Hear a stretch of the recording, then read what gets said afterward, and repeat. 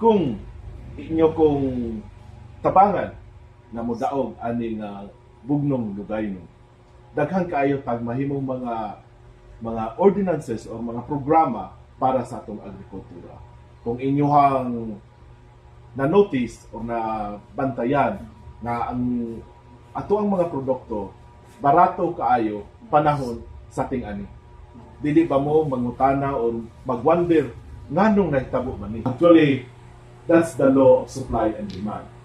So kung taas kay supply, natural, barato, presyo. Okay, daghan kay supply, ang mga tao, ang barato, ang kanang i-sectionalize na to, kanang mga lugar para maghimo o mag-produce sila ilang sariling mga pananom.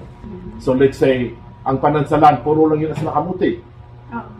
Ang manggayon, sa may maayo na tanom, maro po na ilang itanom. Para may division sa atong mga produkto. Sa ubang lugar, gina-practice na kana. Ang Canada, para ang ginabuhat nila, kung ikaw strawberry farmer, strawberry rayo ka, o mauna imuhang quota every year. Kung ikaw berry farmer ka, or cherry, mauro po na imong i-produce. Dili na ka mugawas pa na ang sili. Kaya the more mugawas ka, mubarato ang imong produkto. So, maunay dapat establish nato diri sa Pilipinas.